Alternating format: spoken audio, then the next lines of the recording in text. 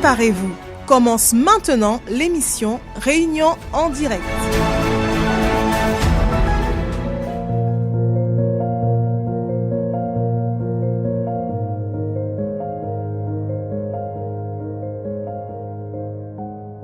Bonjour à tous et bienvenue sur les ondes de la radio positive où tous les jours, nous sommes en train d'accompagner le parcours de foi dans le jeûne de Daniel qui nous mène là jusqu'au 24 mai, le jour de la Pentecôte, afin que nous puissions recevoir la présence de Dieu. Et lorsqu'on est en train de chercher le Saint-Esprit, lorsqu'on est en train de lutter pour être baptisé du Saint-Esprit, le plus important, c'est qu'on puisse se rapprocher le maximum possible de Dieu à travers la prière, à travers des fois les jeûnes, à travers nos pensées qui sont connectées à Dieu, même si je suis en train de travailler, même si je suis en train d'étudier, même si je suis en train de faire des démarches, alors je dois m'attacher de plus en plus à Dieu. Et le verset du jour qui se trouve dans 1 Corinthiens chapitre 6 au verset 17 nous dit la chose suivante. Mais celui qui s'attache au Seigneur est avec lui un seul esprit. Celui qui s'attache au Seigneur est avec lui un seul esprit. Lorsque je veux m'approcher de quelqu'un, j'aime être dans sa présence. J'aime le plus possible être proche de cette personne. Il en est de même lorsque je veux être un avec Dieu, lorsque je veux être proche de Dieu ou tout simplement être rempli de sa présence. Alors je dois aimer être avec Dieu. Je dois aimer méditer dans sa parole. Je dois aimer prier. Je dois aimer chercher le Saint-Esprit. Je dois aimer séparer des temps, des moments dans ma journée. Vous savez, la journée, elle a 24 heures. Et dans les 24 heures de la journée, je dois avoir beaucoup de moments avec lui. Est-ce que je vais laisser les autres choses? Non, je vais les faire. Je vais faire ce que je dois faire. Mais parmi les 24 heures de la journée que j'ai, alors je vais chercher à avoir une heure et demie peut-être, 45 minutes, 15 minutes de recherche où je vais chercher à aimer Dieu. Je ne vais pas seulement lui demander, mais je vais aimer Dieu. Je vais aimer le Saint-Esprit, aimer quelqu'un, lui dire pourquoi je veux sa présence, lui dire pourquoi je veux rester et avoir le Saint-Esprit à l'intérieur de moi. Et ça, c'est une prière que la personne elle-même, elle peut faire. C'est pas quelqu'un d'autre qui peut le faire à sa place. Non, c'est la personne elle-même qui démontre son amour, qui démontre ô combien elle est intéressée à être remplie du Saint-Esprit. Alors nous allons profiter de ce moment pour faire l'onction comme nous le faisons chaque matin là dans ce parcours de foi. Si vous ne l'avez pas fait, prenez l'onction et faites-le sur le haut de votre tête en ce moment.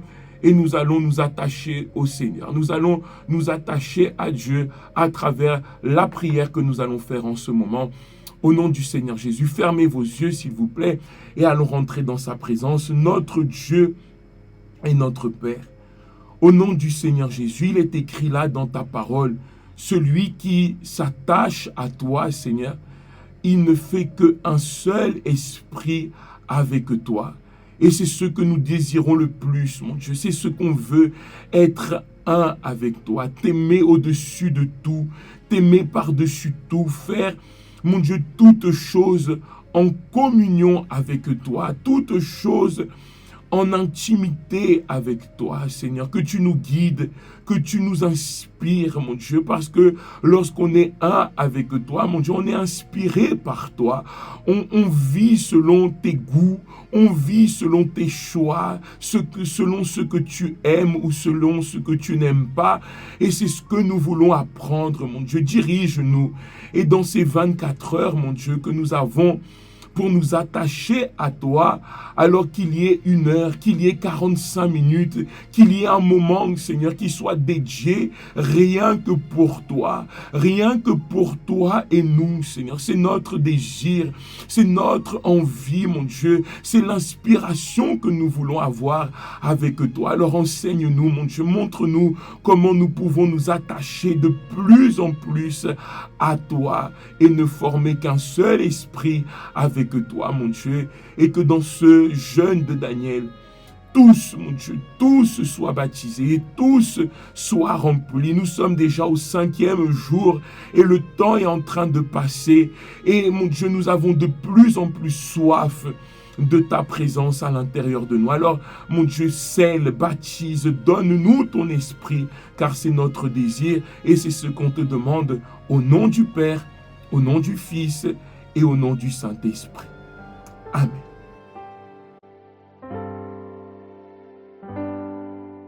Comme tout être humain, je fais des plans, des projets que je désire réaliser. Mais la voix de la conscience me fait comprendre que cela ne sert à rien si je ne te connais pas.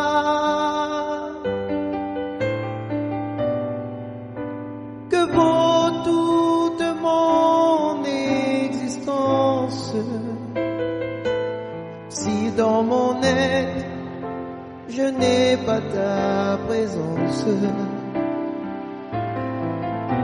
Que valent tout l'argent et l'or si mon plus grand désir est de te recevoir, Seigneur Jésus? Baptise-moi du Saint-Esprit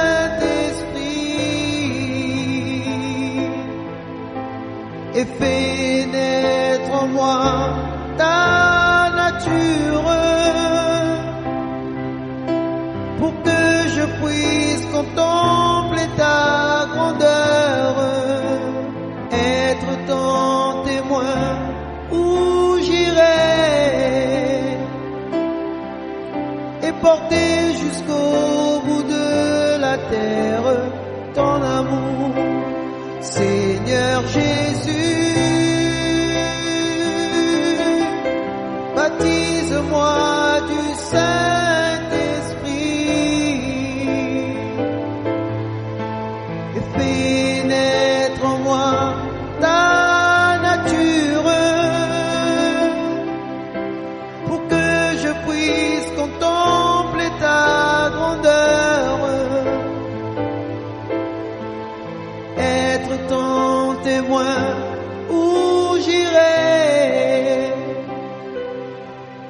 et porter jusqu'au bout de la terre ton amour. Que vaut toute mon existence si dans mon être je n'ai pas ta présence? Que valent tout l'argent et l'or si mon plus grand désir est de te recevoir,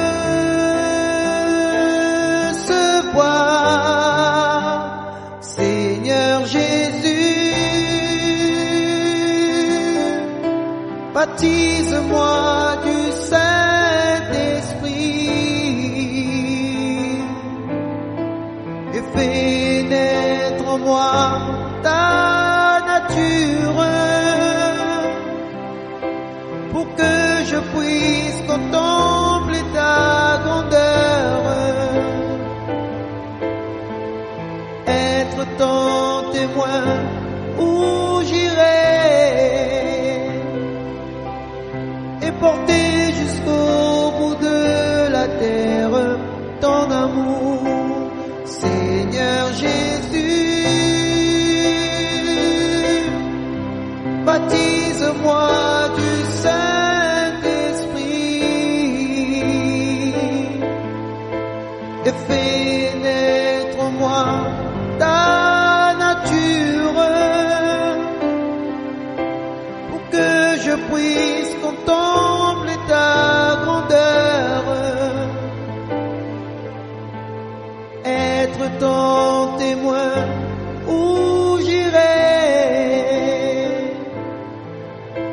porter jusqu'au bout de la terre ton amour,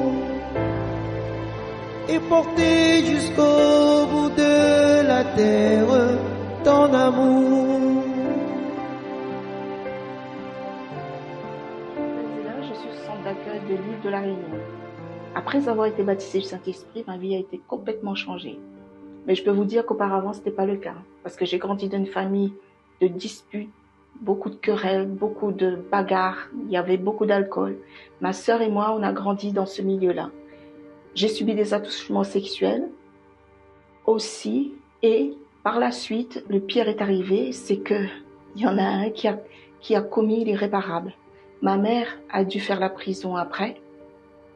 Et on a grandi comme ça. Traumatisés. Moi-même traumatisée par ce que j'ai vu. Traumatisée par ce que j'ai vu par rapport à la mort de mon père. Et ensuite, par rapport à tout ce que j'ai subi. Mais à cette époque, je ne savais pas que je souffrais d'une dépression. On a grandi avec notre tante qui fut notre famille d'accueil à cette époque. Et ensuite, notre vie a continué comme ça.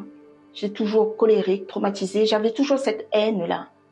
Parce que moi, jusqu'à présent, à cette époque-là, j'en voulais toujours à mon père. La haine était toujours là. La colère était toujours là. La rancune était toujours là. Et ça, j'arrivais pas à effacer ça. Et je ne comprenais pas parce qu'il était plus là. Comment ça se fait? J'avais tout ça. Mais j'avais pas de réponse à cette question. J'ai grandi ainsi, un peu ballottée à droite et à gauche. J'ai grandi ainsi dans la misère, la plus totale.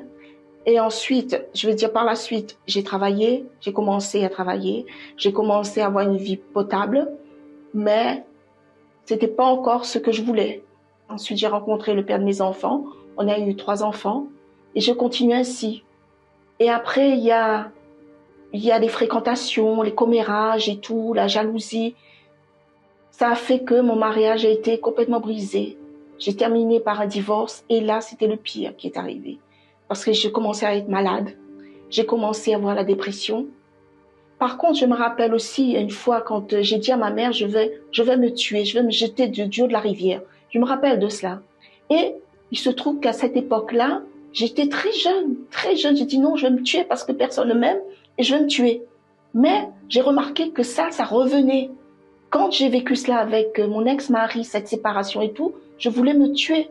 Je prenais la voiture, je roulais, je voulais me taper dans un poteau ou du haut d'un pont, mais je pensais toujours à ma fille, qui a été la dernière, qui avait, à cette époque, je crois que 6 ans et demi ou 7 ans.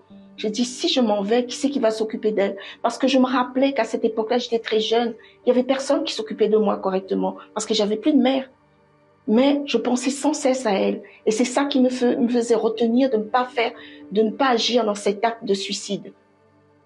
Alors j'ai continué ainsi avec les luttes, avec tous les problèmes que j'avais. J'ai fini par attraper l'arthrose, un saignement qui ne s'arrêtait pas, les médecins voulaient m'opérer, etc. J'avais une vie de laboratoire, d'aller toujours au laboratoire, faire des analyses, revenir, etc. Ma vie était toujours comme ça. Toujours on avait une maladie. Toujours cette perte de sang-là, il y avait toujours quelque chose de nouveau. Ça se multipliait. Et je n'en pouvais plus, j'étais épuisée, complètement affalée. Et après, par la suite, ma copine, lorsqu'elle a fréquenté l'église du centre d'accueil à Saint-Denis, elle m'a invitée, elle m'a dit, là, voilà une église pour toi. Je suis venue.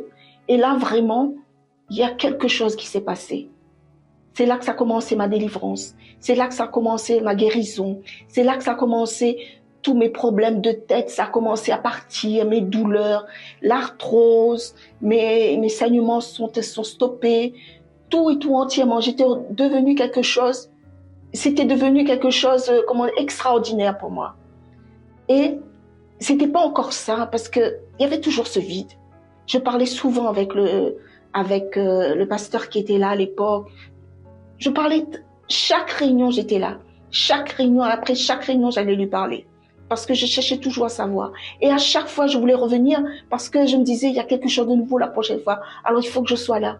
Et à chaque fois, je revenais comme ça. Je venais de loin, même si c'était tard, même si j'arrivais tard, mais je venais très tôt, la pluie tombait, il y avait tous les intempéries, etc.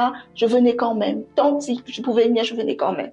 Et c'est comme ça que j'ai continué. Après, j'ai commencé à connaître la campagne d'Israël. J'ai commencé à participer. Et là, par la suite, il m'a expliqué pour le baptême du Saint-Esprit, etc. J'ai commencé à faire ma campagne d'Israël pour recevoir le Saint-Esprit. Et par la suite, j'ai reçu le Saint-Esprit. J'ai été baptisée du Saint-Esprit. Oh là là, c'était merveilleux. Merveilleux parce que j'avais jamais reçu quelque chose à l'intérieur de moi de si beau, de si merveilleux. Et là, le Seigneur vraiment a pris soin de moi jusqu'à mon âme. Et j'étais vraiment épanouie. Je le suis toujours. Cette époque-là, ça a été vraiment très nouveau pour moi. Et franchement, je remercie Dieu pour tout ce qu'il a fait. Et dans ma vie, il a fait encore plein de choses pour le travail, pour tout. Et ma vie a été complètement transformée. Et le meilleur de ce que j'ai reçu, c'est la présence de Dieu dans ma vie. Et ça a été le plus beau cadeau que j'ai reçu dans ma vie. Le plus beau de toute ma vie. Et je remercie Dieu pour tout cela.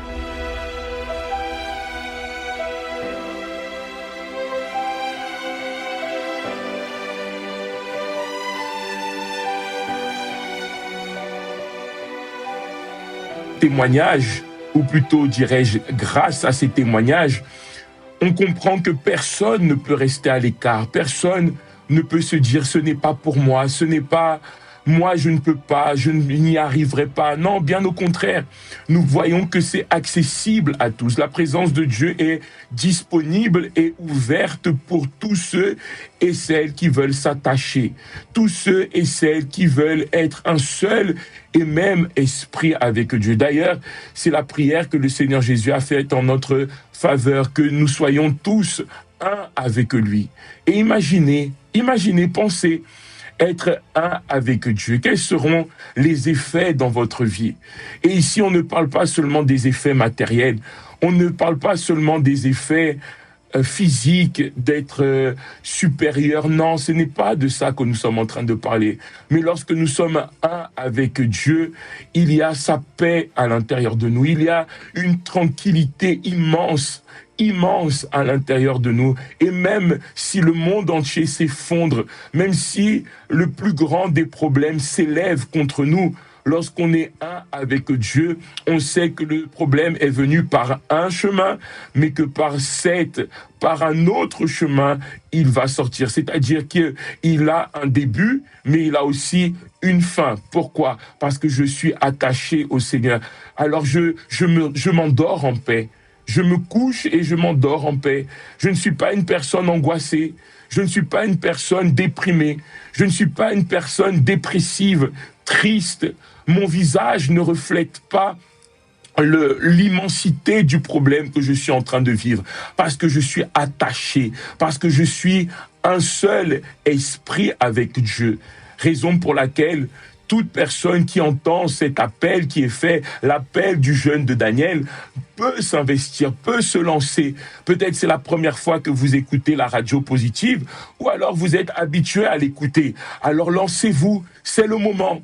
Dieu vous appelle à travers ce jeûne de Daniel à être un seul et même esprit avec lui. Et nous, ici, nous vous parlons depuis le centre d'accueil universel de Saint-Pierre, à l'île de la Réunion, qui se situe au 116 rue des Bons Enfants, juste à côté de la poste du centre-ville de Saint-Pierre. Mais ce même esprit n'est pas vécu seulement au centre d'accueil universel de Saint-Pierre. Il est vécu dans tous les centres d'accueil universels, à l'île de la Réunion, soit à Sainte-Clotilde, au 14 rue de l'Anjou, à côté du Leader Price de Moufia, à Saint-Paul aussi, au 46 terre, chemin de la Poudrière, à Saint-Paul, à côté du Bazar Kelly et pas très loin de l'épicerie chez Thomas, mais aussi à Saint-Benoît, là où nous avons notre cellule de prière, à Saint-Benoît, dans le restaurant de chez Loulou, à Les Marsouins, où vous allez trouver notre centre d'accueil universel aussi. Et vous dites peut-être, et moi qui ne suis pas à l'île de la Réunion, comment je fais pour m'investir et m'encadrer dans ce jeûne de Daniel? Alors cherchez là sur notre site internet, le www.centredaccueil.fr, l'adresse du centre d'accueil universel le plus proche de chez vous.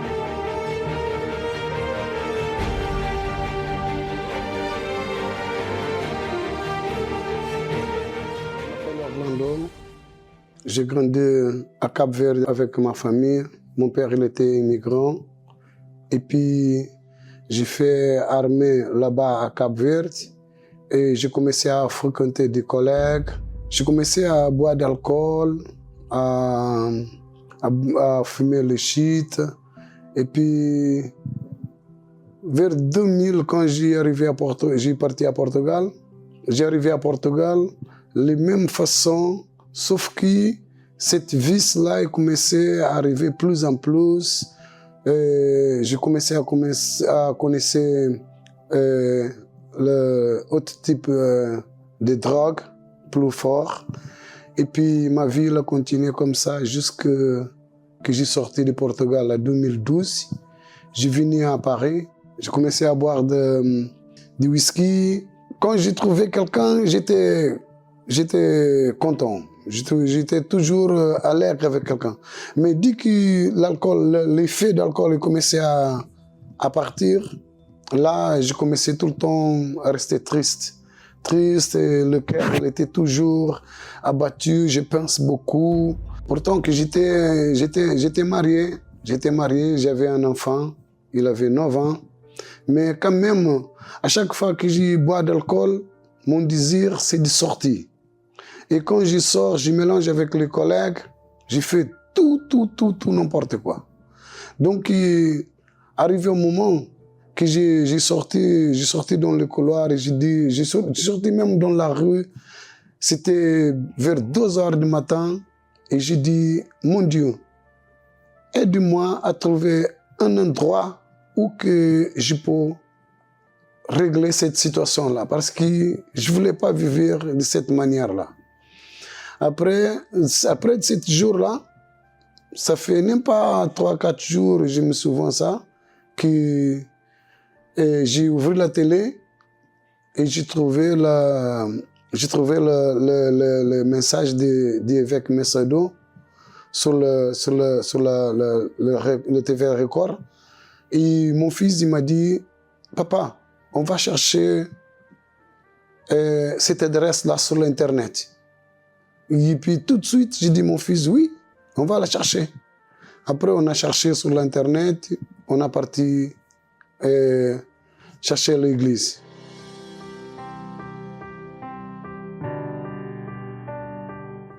Et tous les jours, je suis à l'église jusqu'à un moment que j'ai commencé à comprendre. J'ai baptisé sur l'eau. Après le baptême, j'ai continué la lutte tous les jours à l'église. Arrivé à campagne, mon patron, il m'a envoyé à Toulouse, jusqu'à montagne, à Toulouse-Matagal, pour aller faire un travail là-bas. Et puis, j'ai parlé avec le pasteur il m'a donné les conseils, il m'a orienté. Il m'a dit, quand tu arrives là-bas, reste tranquille avec ton Bible, tu fais la prière et tu continues dans ta foi. Mélange pas les choses. Après, j'ai arrivé là-bas, même mon collègue, il dit, ah, toi, tout le temps dans les chambres et tout ça. J'ai dit, non, moi, je préfère rester comme ça. Et puis, quand arrivait le moment du sacrifice pour monter l'autel, le jour-là, c'était un jour merveilleux. Parce que j'ai rien compris en relation à campagne, mais je vais aller là-bas, je vais à un hôtel, je sais que Dieu va faire des choses différentes dans ma vie. Parce que je voulais son esprit. Je venais de Toulouse, j'ai arrivé ici, j'ai monté à l'hôtel. Quand je descends totalement différent, avec un paix à l'intérieur. J'étais avec une tranquillité que je n'ai pas imaginé comment je peux expliquer. Et puis le Saint-Esprit a commencé à travailler dedans de moi plus en plus avec la parole. Et parce que le principal, c'est le salut de mon âme. C'est ça qui me fait continuer plus en plus.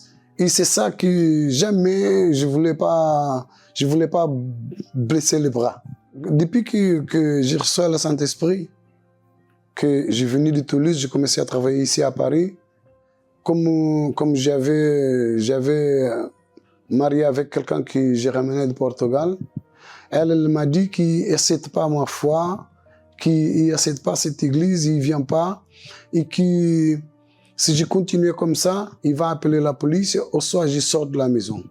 Après, j'ai continué pendant 3-4 mois et j'ai trouvé un petit appartement. J'ai parti là-bas et j'ai commencé à vivre là-bas tout seul. J'ai commencé à servir Dieu et puis le temps a commencé à passer, tout le temps dans la même foi. C'est là que j'ai trouvé une femme dans l'église, qu'on a commencé à faire le chant de prière un pour l'autre. Et puis, on a parti parler avec le pasteur. Elle était déjà reçue le Saint-Esprit. Mais sauf qu'il a laissé le doute entrer. Le moment qu'il a dit que c'est le doute qui est entré, donc on est en train de parler, je lui dis, il y a une campagne qui arrive.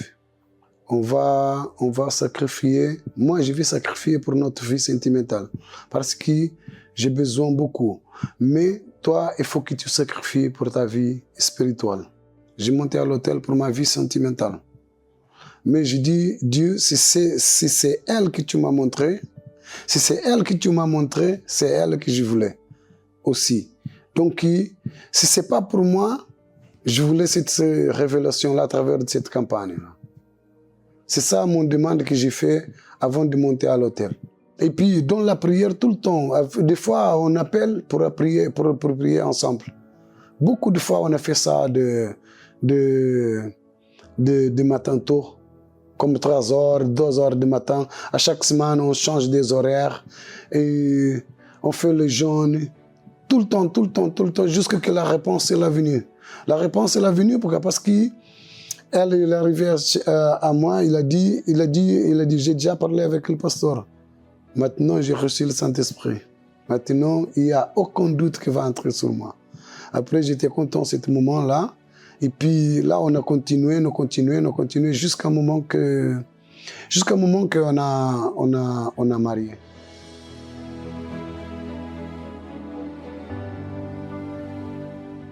Cet mariage-là est venu de Dieu. Est venu de Dieu parce que j'ai compris bien que quand on arrivait au mariage, je vois que pendant tout ce temps que j'étais passé dans la vie là, avec beaucoup de filles, j'étais pas la certitude que j'étais avec elle maintenant là. Parce qu'il dit qu'on est parti à l'heure du Mel, en Algarve à Lisbonne. Je vois que c'est comme si je connais quelqu'un pour la première fois. Et tout ça c'était nouveau, Jusqu'à maintenant là, parce que c'était pas longtemps, ça fait presque 5-6 mois qu'on a marié. Tout ce que j'ai maintenant là, je vois que c'est le Saint-Esprit qui m'a donné les directions, c'est le Saint-Esprit qui m'a accompagné, c'est le Saint-Esprit jusqu'au moment que j'ai parti à Cap-Vert, jusqu'au moment que j'ai venu, je vois tout le temps la main de Dieu avec moi parce que je suis une personne différente. Aujourd'hui, le Saint-Esprit pour moi, c'est la meilleure offrande que je reçois dans ma vie.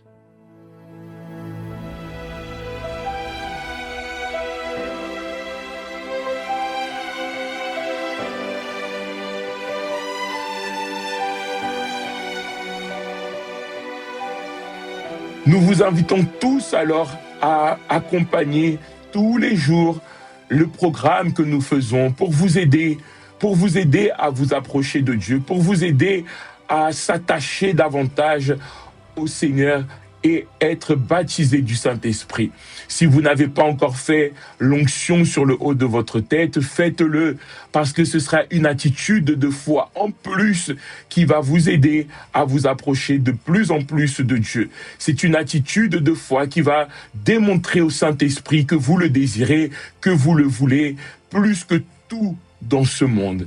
Et demain, alors, nous allons revenir avec un autre programme, avec une autre parole, avec un autre accompagnement, une autre indication qui va nous accompagner tout le long de ces 21 jours dans le jeûne de Daniel.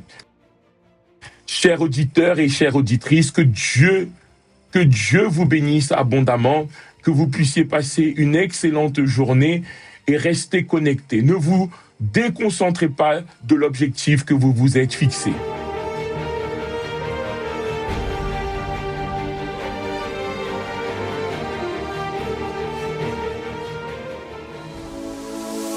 Les horaires de votre centre d'accueil universel à La Réunion, Sainte-Clotilde, 14 rue de l'Anjou, 97 490 Sainte-Clotilde, sont à 10h, 15h et 18h30. Le siège national du centre d'accueil universel est situé au 254 rue du Faubourg Saint-Martin, 75 010 Paris.